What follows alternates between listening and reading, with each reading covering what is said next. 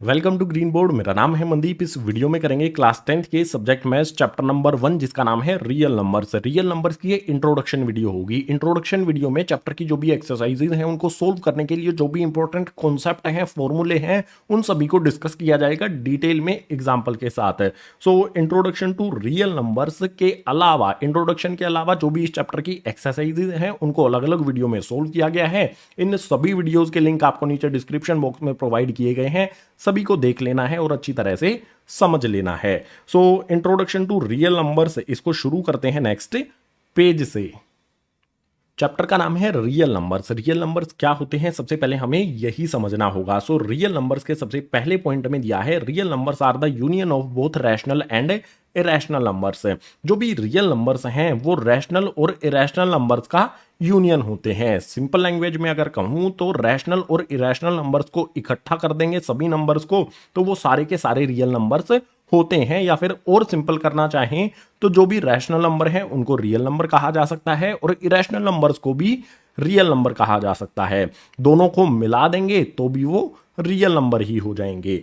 इसे अगले पॉइंट में दिया है, these numbers can be expressed on a number line. जो भी रियल नंबर्स हैं उनको नंबर लाइन पर एक्सप्रेस किया जा सकता है। जैसे हमारी इस तरह से नंबर लाइन होती है, इस पे कहीं पर होता है 0, उसके अलावा इस तरफ 1 होता है, 2, 3 एंड 4, इस तरफ -1, -1, -2, -3, -4। जो भी इस तरह के नंबर्स होते हैं नंबर लाइन पर जिनको रिप्रेजेंट किया जा सकता है, दिखाया जा सकता है, वो सारे के सारे रियल नंबर्स होते हैं। इसके अलावा यहां पर दिया है, these numbers can be both positive और नेगेटिव। जो भी रियल नंबर्स हैं वो सारे के सारे पॉजिटिव भी हो सकते हैं और नेगेटिव यानी कि माइनस में भी हो सकते हैं और प्लस में भी हो सकते हैं। दोनों चीजें यहां पर मैंने बता दी। अब कुछ एग्जांपल्स दे देता हूं। जैसे यहां पर ये नंबर्स जो आपको दिखाई दे रहे हैं ये तो रियल नंबर्स हैं ही, यहां पर कुछ रैशनल नंबर्स होंगे। जैसे 1 और 2 के बीच में हमारा कोई भी नंबर हो सकता है जो p/q की फॉर्म में हमें दिया गया हो।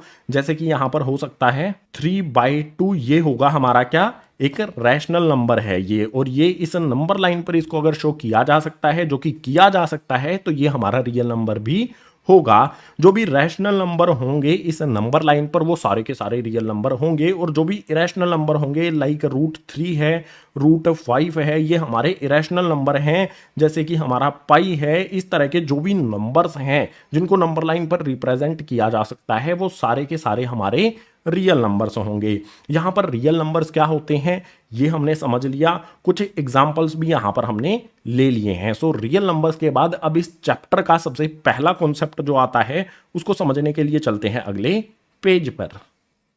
रियल नंबर्स को समझने के बाद चैप्टर में नेक्स्ट कॉन्सेप्ट आता है फंडामेंटल थ्योरम ऑफ अर्थमेटिक। ये थ्योरम हमें क्या बताती है समझते हैं। सो इसमें दिया है, every composite number can be written as a product of primes in one and only one way. Fundamental theorem हमें कहती है कि कोई भी कंपोजिट नंबर अगर दिया गया है, कंपोजिट नंबर को प्राइम नंबर के प्रोडक्ट की फॉर्म में लिखा जा सकता है। एग्जाम्पल दूंगा तो और अच्छी तरह से समझ पाओगे। जैसे यहां पर हमारे पास दो कंपोजिट नंबर हैं, एक 66 है, एक 420 है।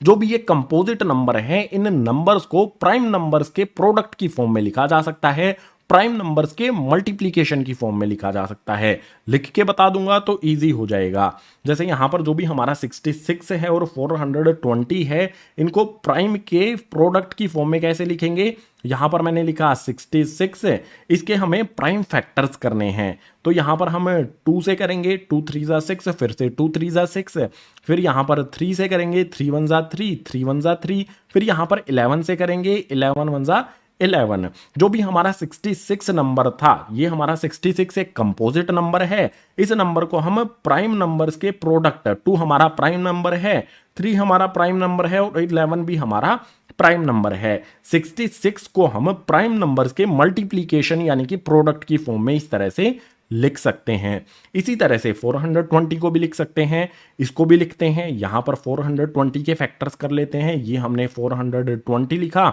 2 से करेंगे 210 पर जाएगा, फिर से 2 से करेंगे तो 105 पर जाएगा, फिर 3 से करेंगे तो 35 टाइम्स पर जाएगा, फिर यहां पर 5 से करेंगे तो 7 टाइम्स पर, फिर 7 से करेंगे तो 1 टाइम्स पर। जो भी हमारा 420 है उसको हमें इस तरह प्राइम नंबर्स के प्रोडक्ट की फॉर्म में लिख सकते हैं। सबसे पहले क्या आएगा, 2 मल्टीप्लाई में 2 मल्टीप्लाई में, उसके बाद 3 मल्टीप्लाई में, 5 मल्टीप्लाई में 7। जो भी हमारे दो कंपोजिट नंबर थे 66, उसके हमने इस तरह से प्राइम नंबर के प्रोडक्ट की फॉर्म में लिख दिया। और जो भी हमारा दूसरा नंबर 420 था, इसको भी हमने प्राइम नंबर्स के प्रोडक्ट की फॉर्म में इस तरह से लिख दिया। ये हमें कहती है फंडामेंटल थ्योरम ऑफ अर्थमेटिक कि किसी भी कंपोजिट नंबर को प्राइम नंबर्स के मल्टीप्लीकेशन यानी कि प्रोडक्ट की फॉर्म में लिखा जा सकता है। अब इसका फायदा क्या होगा, जब भी हम किसी नंबर के प्राइम फैक्टर्स, इनको प्राइम फैक्टर्स कहा जाता है, कंपोजिट नंबर के प्राइम फैक्टर्स कर लेते हैं तो एचसीएफ और एलसीएम फाइंड करने में हमें हेल्प मिलती है। अब प्राइम फैक्टर्स करने के बाद एचसीएफ और एलसीएम फाइंड कैसे करना है ये भी समझते हैं। सो यहां पर दिया है HCF and LCM using prime factorization. यहां पर जो हमने ये प्राइम फैक्टराइजेशन की है 66 और 420 की, इनकी हेल्प से हम एचसीएफ और एलसीएम कैसे फाइंड करेंगे। यहां पर देखो, सबसे पहले बात करते हैं एलसीएम की। एलसीएम हम किसका फाइंड कर रहे हैं, इन्हीं दोनों नंबर्स का, 66 और 420 का। जब भी हम एलसीएम या एचसीएफ फाइंड करेंगे तो हमें सबसे पहले उसके प्राइम फैक्टर्स की जरूरत होगी, जो कि ऑलरेडी हमने यहां पर कर लिए हैं। अब प्राइम फैक्टर्स करने के बाद जब एलसीएम फाइंड करेंगे तो हमें क्या करना है, एलसीएम हम फाइंड करना है तो हमें क्या करना है, यहां पर सबसे पहले सबसे छोटा जो होगा हमारा प्राइम नंबर, यहां पर कितना है, 2 है। तो हमें देखना है 2 सबसे ज्यादा बार कहां पर आया है। देखो ऊपर वाले में तो 66 वाले में तो एक ही बार आया है, लेकिन 420 में 2 जो है वो 2 टाइम्स आया है। जहां पर ज्यादा बार आया है उसको उठा लेना है। यहां 2 मल्टीप्लाई 2 आया है तो इसको यहां पर उठा के रख देना है। सिंपल, 2 मल्टीप्लाई में 2 आया तो इस 2 मल्टीप्लाई 2 को हमने यहां पर भेज दिया। इसके बाद नेक्स्ट हमें देखना है 2 से बड़ा कौन सा नंबर है। यहां पर देखो 3 है, एक बार ऊपर वाले में आया है, एक ही बार नीचे वाले में आया है। दोनों में एक एक बार आया है तो कोई सा भी ऊपर वाला उठा लो या नीचे वाला उठा लो, एक बार आया है तो एक बार ही यहां पर लिखा जाएगा। इसके बाद देखो 3 से बड़ा कौन सा नंबर है, यहां पर 11 है, यहां पर 5 है, 7 है, तो 5 पहले देंगे। 5 एक ही बार आया है, ऊपर 5 आया ही नहीं है, एक ही बार आया है तो यहां पर 5 मल्टीप्लाई कर देंगे। इसके बाद मल्टीप्लाई में 5 से बड़ा नंबर 7 यहां पर आया है, इसमें ऊपर 7 नहीं है, 7 एक ही बार आया है तो यहां पर आ जाएगा 7। उसके बाद मल्टीप्लाई में यहां पर नंबर है बचा है जो इस 7 से बड़ा 11, तो यहां पर हमें 11 भी लिख देंगे। हमें यहां पर करना क्या है, बिल्कुल सिंपल, जहां पर भी ज्यादा हो वो हमें उठा के यहां पर मल्टीप्लाई कर देना है। जैसे 2 अकेला था, इसको छोड़ देना है। 2 मल्टीप्लाई में 2 ज्यादा जहां पर है उसको उठा के यहां पर रख देना है। अब इनको मल्टीप्लाई जब कर लेंगे तो हमारा आंसर हमें मिल जाएगा, जो कि 66 और 420 का एलसीएम होगा। बिल्कुल सिंपल, मल्टीप्लाई करते हैं। 2 को 2 से मल्टीप्लाई करेंगे 4 हो जाएगा, 4 को 3 से मल्टीप्लाई करेंगे 12 हो जाएगा, 12 को 5 से मल्टीप्लाई करेंगे तो ये हो जाएगा 60, 60 को 7 से मल्टीप्लाई करेंगे तो हो जाएगा 420, 420 को 11 से मल्टीप्लाई करेंगे तो एलसीएम मिलेगा हमें 4620। हमें बिल्कुल सिंपल वे में प्राइम फैक्टर्स किए, उसके बाद जो भी दो नंबर्स थे उनका एलसीएम हमें यहां पर मिल जाता है। ये सिंपल मेथड होगा एलसीएम फाइंड करने का। इसी तरह से एचसीएफ की बात करते हैं। एचसीएफ में हमें किस तरह से फाइंड करना है, कोई भी दो नंबर्स दिए गए हैं उनके हमें प्राइम फैक्टर्स करने हैं। प्राइम फैक्टर्स करने के बाद हमें देखना है कि दोनों जो भी प्राइम फैक्टर्स हैं ऊपर वाले और नीचे वाले नंबर के, उनमें कॉमन क्या है। हमें यहां पर अब कॉमन ढूंढना है, यानी कि जो 66 में भी आया हो और 420 वाले प्राइम फैक्टर्स में भी आया हो। तो यहां पर देखो, इसमें 2 आया है, इसमें भी 2 आया है, कॉमन क्या है, यहां पर 2 आया है, यहां पर भी 2 आया है, दोनों में 2 आया है तो हमें एक बार यहां पर कॉमन ले लेंगे, 2 लिख लेंगे। उसके बाद मल्टीप्लाई का साइन लगा दो। 2 के अलावा ऊपर और नीचे कॉमन क्या है, जैसे यहां पर 3 आया है, नीचे कहीं 3 है, बिल्कुल यहां पर 3 है। 3 इसमें भी आया है, 3 इसमें भी आया है तो यहां पर एक बार 3 लिख देंगे। 3 के अलावा देखो यहां पर 11 है, ऊपर तो आया है लेकिन 420 के फैक्टर्स में नहीं आया है तो इसे नहीं लिखा जाएगा। इसी तरह से यहाँ पर 5 आया है लेकिन 5 ऊपर नहीं है तो इसे भी नहीं लिखेंगे। 7 इसमें आया है, 66 के फैक्टर्स में नहीं आया है तो 7 भी नहीं लिखा जाएगा। जो HCF होगा इन दोनों नंबर से 66 और 420 का, तो वो हो जाएगा 2 मल्टीप्लाई में 3 यानी कि 6। एलसीएम फाइंड करने का जो मेथड है उसमें तो हमें क्या करना है, जो ज्यादा बार दिया हो वो हमें लेना है और सभी के सभी नंबर्स आएंगे, लेकिन एचसीएफ में सिर्फ कॉमन नंबर्स ही आएंगे। सो फंडामेंटल थ्योरम ऑफ अर्थमेटिक हमें बताती है कि कंपोजिट नंबर को प्राइम नंबर्स की प्रोडक्ट की फॉर्म में लिखा जा सकता है। उसके बाद जो भी प्राइम फैक्टर्स होते हैं उससे हमें हेल्प मिलती है एचसीएफ और एलसीएम फाइंड करने में। सारी की सारी चीजें हमने यहां पर एग्जांपल के साथ समझ ली हैं। अब इससे नेक्स्ट जो कॉन्सेप्ट आता है इस चैप्टर का, उसके लिए मूव करते हैं नेक्स्ट पेज पर। चैप्टर में नेक्स्ट कॉन्सेप्ट आता है guys, relation between LCM and HCF. LCM और एचसीएफ कैसे फाइंड करना है प्राइम फैक्टराइजेशन मेथड से पीछे वाले पेज पर हमने समझ लिया है। अब समझेंगे कि एलसीएम और एचसीएफ में क्या रिलेशन होता है, इन दोनों में क्या संबंध होता है इस वाले पेज पर। सो एलसीएम और एचसीएफ का जो भी संबंध है, जो भी रिलेशन है, वो एक फॉर्मूला डिफाइन करता है। फॉर्मूला यहां पर आपके सामने लिखा गया है, फर्स्ट नंबर मल्टीप्लाई में सेकंड नंबर इक्वल्स टू में एलसीएम मल्टीप्लाई में एचसीएफ। अगर हमें कोई भी दो नंबर दिए गए हैं, उनका हमें एलसीएम और एचसीएफ फाइंड करना हो तो ये वाला फॉर्मूला हमें यूज करना होता है। ये वाला फॉर्मूला उनके एलसीएम और एचसीएफ का रिलेशन डिफाइन करता है। जैसे यहां पर इसका एग्जाम्पल लेंगे तो बिल्कुल क्लियर आपको हो जाएगा। मान लो जो भी हमारा फर्स्ट नंबर है वो 66 है, सेकंड नंबर हमें 420 दिया गया है और हमें एचसीएफ भी दिया गया है 6 होगा।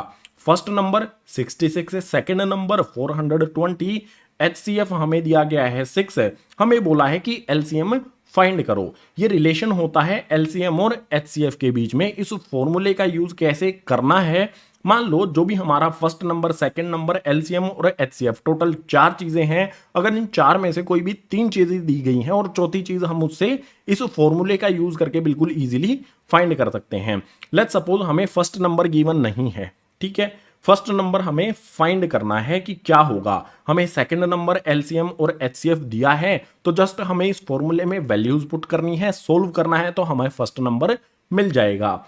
जैसे यहाँ एग्जाम्पल में हमें 3 चीजें दी गई हैं, फर्स्ट नंबर, सेकंड नंबर और एचसीएफ। हमें एलसीएम फाइंड करना है तो जस्ट इसमें वैल्यूज पुट करनी है और सोल्व करना है तो एलसीएम हम इजीली फाइंड कर लेंगे। जो भी यहां पर हमारा ये फर्स्ट नंबर, सेकंड नंबर और एचसीएफ है, इनकी वैल्यूज पुट करते हैं। सबसे पहले क्या करना है, हमें फर्स्ट नंबर पुट करनी है वैल्यू जो कि है 66। उसके बाद इसमें मल्टीप्लाई हमें करना है सेकंड नंबर जो कि हमें दिया गया है 420, तो यहां पर आ जाएगा 420। उसके बाद इक्वल्स का साइन लगा के यहां पर एलसीएम मल्टीप्लाई में एचसीएफ होगा। एलसीएम तो हमें फाइंड करना है, एलसीएम की वैल्यू हमें नहीं पता है तो एलसीएम ऐसा का ऐसा रहेगा। मल्टीप्लाई का साइन लगाकर यहां पर जो एचसीएफ है उसकी वैल्यू हमें गिवन है 6, तो यहां पर आ जाएगा 6। यहां पर देखो हमें फर्स्ट नंबर पता है, सेकंड नंबर पता है, एचसीएफ पता है, एलसीएम फाइंड करना है तो बिल्कुल इजी। एलसीएम फाइंड करने के लिए 66 मल्टीप्लाई में 420 एज इट इज आ जाएगा, इक्वल्स टू में एलसीएम आ जाएगा। एलसीएम में 6 यहां पर मल्टीप्लाई है, 6 को अगर हम इस तरफ शिफ्ट करेंगे, यहां पर मल्टीप्लाई में है, इस तरफ शिफ्ट करने पर आ जाएगा ये 6 डिवाइड में। अब यहां पर जो भी नीचे 6 है, ऊपर 66 है, 6 से 66 को कैंसिल किया जा सकता है। 6 1 जा 6, 6 1 जा 6 है। 66 को 6 से 11 टाइम्स पर कैंसिल करेंगे। अब जो भी वैल्यू बची हैं उनको कैलकुलेट कर लेते हैं। 11 मल्टीप्लाई में 420 है, 11 को 420 से मल्टीप्लाई करेंगे तो ये हो जाएगा 4620 इक्वल्स टू में हमारा एलसीएम एज इट इज आ जाएगा। हमें फर्स्ट नंबर, सेकंड नंबर और एचसीएफ पता था, हमने इसमें वैल्यू पुट की तो एलसीएम की जो भी वैल्यू थी वो हमें मिल जाती है। तो जो भी एलसीएम और एचसीएफ के बीच में रिलेशन वाला ये फॉर्मूला है, ये काफी इंपॉर्टेंट है, एग्जाम में इससे रिलेटेड क्वेश्चन हमेशा आता है तो इसको याद रखना। जो भी रिलेशन है वो फॉर्मूला आपको मैंने डिफाइन कर दिया है और उससे रिलेटेड एग्जांपल भी आपको देके समझा दिया है। तो relation between LCM and HCF वाला कॉन्सेप्ट हो जाता है कंप्लीट। अब इस चैप्टर का लास्ट कॉन्सेप्ट एक बचता है, उसके लिए मूव करते हैं गाइज नेक्स्ट पेज पर। रियल नंबर्स का लास्ट कॉन्सेप्ट आता है गाइज, जिसमें हमें प्रूव करना होता है कि कोई नंबर इरेशनल है। जैसे यहां पर है prove root two is irrational. हमें कुछ इसी तरह के नंबर्स दिए गए होंगे, root 2, root 3, root 5, root 7, root 11, कुछ इसी तरह के नंबर्स को हमें इरेशनल प्रूव करना होगा। और इसका एक मेथड होता है कॉन्ट्राडिक्शन मेथड, जिसमें हम बिल्कुल इसका उल्टा करते हैं। हमें प्रूव तो करना होता है कि इरेशनल है, लेकिन हम ये प्रूव करते हैं कि जो भी नंबर दिया गया है वो रैशनल नहीं है। अगर वो नंबर रैशनल नहीं है तो वो अपने आप में इरेशनल हो जाएगा। जैसे यहां पर रूट 2 क्या है, एक इरेशनल नंबर, हमें इसको प्रूव करना है, लेकिन हम ये प्रूव करेंगे कि ये नंबर रैशनल नहीं है। अगर ये रैशनल नहीं है तो अपने आप में ये इरेशनल प्रूव हो जाएगा। बिल्कुल सिंपल मेथड है, इसीलिए इसे कहा जाता है कॉन्ट्राडिक्शन मेथड। हम इसको इरेशनल की बजाय ये प्रूव करते हैं कि ये रैशनल नहीं है। सो प्रूफ में भी स्टार्टिंग में ही मान लेंगे कि जो भी हमारा ये नंबर दिया गया है ये एक रैशनल नंबर है। तो उसके लिए यहां पर लिख देता हूं, let us assume the contrary that root 2 is rational. हमने ये मान लिया है कि जो भी हमारा ये नंबर रूट 2 है ये एक रैशनल नंबर है, और rational number p by Q की फॉर्म में होते हैं, a बाई v की फॉर्म में होते हैं, फ्रैक्शन की फॉर्म में होते हैं। तो जो भी हमारा ये नंबर है रूट 2, मैं इसको इस तरह से लिख सकता हूं a अपॉन b की फॉर्म में, जहां पर हमारा a और b को प्राइम्स होते हैं। लिख देता हूं, बताता हूं को प्राइम होते क्या हैं। a एंड b आर को प्राइम। जो भी हमारा a और b है वो दोनों को प्राइम है। को प्राइम का मतलब होगा कि जो भी हमारे a और b नंबर है इनका 1 के अलावा कोई भी अदर फैक्टर नहीं है। 1 के अलावा कोई भी ऐसा नंबर नहीं है जो a और b दोनों को डिवाइड कर सकता हो। तो यहां पर हमने क्या किया, रूट 2 को a अपॉन b के इक्वल रख लिया, और a और b हमारे दोनों के दोनों को प्राइम है। अब इसको रीअरेंज कर लेते हैं, इक्वेशन बना लेते हैं। हमारा रूट 2 एज इट इज आएगा। यहां पर आप देख सकते हो b कैसे है, डिवाइड में है। इस तरफ शिफ्ट करेंगे तो रूट 2 के साथ हो जाएगा मल्टीप्लाई में, और इक्वल्स टू में बचेगा यहां पर a।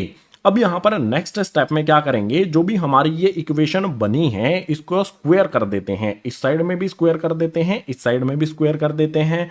पहले ब्रैकेट में लिख देता हूं स्क्वायरिंग बोथ साइड, दोनों साइड स्क्वायर करते हैं। तो यहां पर ब्रैकेट लगा के स्क्वायर कर दिया और इस तरफ भी स्क्वायर कर दिया। स्क्वायर करने पर वैल्यू क्या मिलेगी हमें, देखो जो भी हमारा रूट 2 है इसका स्क्वायर करेंगे, स्क्वायर से रूट कैंसिल हो जाएगा, वैल्यू बचेगी हमारी 2। उसके बाद जो भी हमारा ये b है इसका स्क्वायर करेंगे तो वैल्यू आ जाएगी हमारी b का स्क्वायर इक्वल्स टू में, यहां पर हमारा a है इसका स्क्वायर करेंगे तो ये हो जाएगा a का स्क्वायर। यहां पर जो भी हमारी ये इक्वेशन है इससे हम क्या कंक्लूजन निकालते हैं, ध्यान से समझना। जो भी हमारा a स्क्वायर है इसके फैक्टर्स क्या क्या हो सकते हैं, a स्क्वायर को कौन से नंबर से डिवाइड कर सकते हैं। देखो ये बिल्कुल सिंपल है, a स्क्वायर के फैक्टर्स इस तरफ होंगे, जो भी a स्क्वायर को डिवाइड करने वाले नंबर्स हैं वो इस साइड होंगे। जैसे यहां पर 2 है, ए स्क्वायर को डिवाइड कर सकता है, और यहां पर बी स्क्वायर है ये भी ए स्क्वायर को डिवाइड कर सकता है। यानी कि ये कंक्लूजन निकाला जा सकता है कि ए स्क्वायर 2 से डिविजिबल है। तो यहां पर लिखता हूं ए स्क्वायर इज डिविजिबल बाय 2। अगर 2 इस साइड आया है तो वो ए स्क्वायर इज 2 का डिविजिबल होगा। और एक पॉइंट सिंपल है, अगर ए स्क्वायर 2 का डिविजिबल है तो जो हमारा a है वो भी 2 का डिविजिबल होगा। तो यहां पर लिख देंगे a is also divisible by 2, और जो भी ब्रैकेट है वो क्लोज कर देंगे। ये हुआ हमारा कंक्लूजन नंबर 1। यानी कि a जो है हमारा वो 2 का डिविजिबल है, वो 2 से डिवाइड हो सकता है, a का फैक्टर 2 होगा। ये हमने कंक्लूजन निकाल लिया फर्स्ट वाला। अब यहां पर a का फैक्टर 2 है तो इसका मतलब मैं जो भी हमारा a है उसको इस फॉर्म में लिख सकता हूं। एक सेकंड गाइस, यहां पर मैं इसको इस फॉर्म में लिख सकता हूं a इक्वल्स टू में 2c, यानी कि a का फैक्टर 2 है तो a इक्वल्स टू में 2 और c हमारा कोई भी एक नंबर होगा। यहां पर लिख देता हूं c हमारा कोई भी इंटीजर होगा, c इज एन इंटीजर। जो भी हमारा a है वो 2 का डिविजिबल है, 2 से वो डिविजिबल है, तो यहां पर a इक्वल्स टू में 2c इस फॉर्म में मैं लिख सकता हूं, और c हमारा कोई भी इंटीजर होगा। जो भी हमारी ये a की वैल्यू है इस वाली इक्वेशन में पुट कर देते हैं फर्स्ट वाली इक्वेशन में। तो इस साइड में हमारा जो भी 2b का स्क्वायर है वो एज इट इज आएगा। ये वाली वैल्यू हमारी एज इट इज यहां पर आ गई। यहां पर a का स्क्वायर है, a की वैल्यू हमारी 2c है, तो इसे a की जगह पर मैं रख देता हूं गाइस 2c, और a का यहां पर स्क्वायर है तो इसकी जो भी वैल्यू है उसका भी हो जाएगा यहां पर स्क्वायर। अब ध्यान से देखना, यहां पर हमें सोल्व करेंगे इसको। 2b का स्क्वायर हमारा as it is equals to में 2 का स्क्वायर करेंगे तो ये हो जाएगा 4। उसके बाद जो भी हमारा ये c है इसका स्क्वायर करेंगे तो हो जाएगा c का स्क्वायर।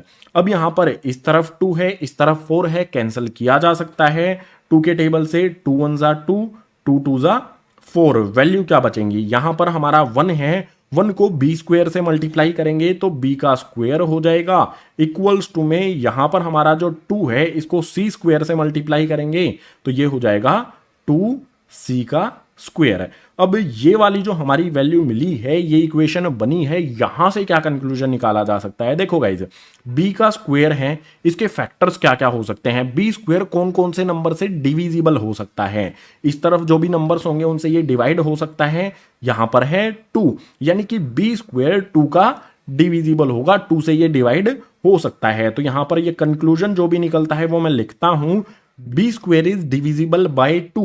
बी स्क्वेयर जो है वो 2 से डिवाइड हो सकता है क्योंकि 2 इसका फैक्टर है। अगर बी स्क्वेयर 2 का डिविजिबल है तो b is also divisible by 2, b भी 2 से डिवाइड हो सकता है। ये हमारा हो गया गाइज यहां पर सेकंड कंक्लूजन। स्टार्टिंग में हमने क्या माना था, स्टार्टिंग में हमने माना था कि ए और बी हमारे को प्राइम है, यानी कि 1 के अलावा ये किसी भी दूसरे नंबर से डिवाइड नहीं हो सकते हैं। लेकिन अगर हम फर्स्ट वाली इक्वेशन को देखें और सेकंड वाली इक्वेशन से जो भी हमने कंक्लूजन निकाले हैं, ए 2 से डिवाइड हो सकता है, बी 2 से डिवाइड हो सकता है, 1 के अलावा दोनों नंबर्स किसी और नंबर से भी डिवाइड हो रहे हैं तो ये को प्राइम नहीं हुए, यानी कि ये हमारा एक गलत अजम्पशन हो गया कि √2 a अपॉन b के इक्वल है। a और b का कॉमन फैक्टर यहां पर 1 के अलावा 2 भी निकल के आता है। a यहां पर 2 से डिवाइड हो सकता है, b भी यहां पर 2 से डिवाइड हो सकता है। तो यहां पर लिखता हूं a and b having common factor 2। Starting में हमने माना था कि a और b हमारे को प्राइम है, इनका 1 के अलावा कोई भी अदर कॉमन फैक्टर नहीं है, लेकिन बाद में हमें पता चलता है कि 2b a और b दोनों का कॉमन फैक्टर है। तो जो भी हमारा ये कॉन्ट्राडिक्शन हमें मिलता है इस क्वेश्चन में, ये हमारे गलत अजम्पशन की वजह से है। स्टार्टिंग में हमने एज्यूम कर लिया था कि √2 हमारा एक रैशनल नंबर है, जो कि रैशनल नंबर नहीं हो सकता इस कॉन्ट्राडिक्शन की वजह से। तो यहां पर लिख देंगे, so this contradiction is arisen because of our wrong assumption. हमने जो गलत अजम्पशन किया था स्टार्टिंग में, उसकी वजह से ये विरोधाभास हमें क्वेश्चन में मिलता है।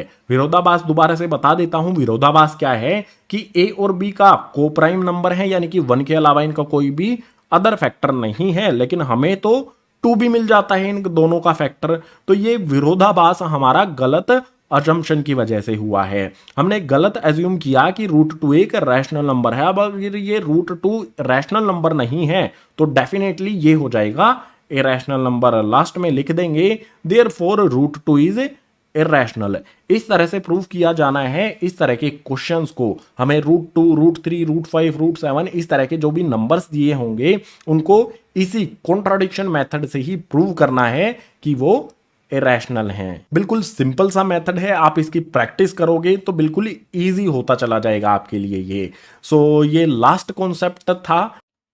इसी लास्ट कॉन्सेप्ट के साथ इंट्रोडक्शन टू रियल नंबर्स हो जाता है कंप्लीट। उम्मीद करूंगा सभी के सभी कॉन्सेप्ट और फॉर्मूले जो भी एक्सप्लेन किए गए थे एग्जांपल के साथ, सभी के सभी आपको समझ आए होंगे। अगर आए हैं तो वीडियो को लाइक कर देना, अपने क्लासमेट्स के साथ शेयर कर देना, जितने भी नए स्टूडेंट्स हैं चैनल को सब्सक्राइब कर लेना।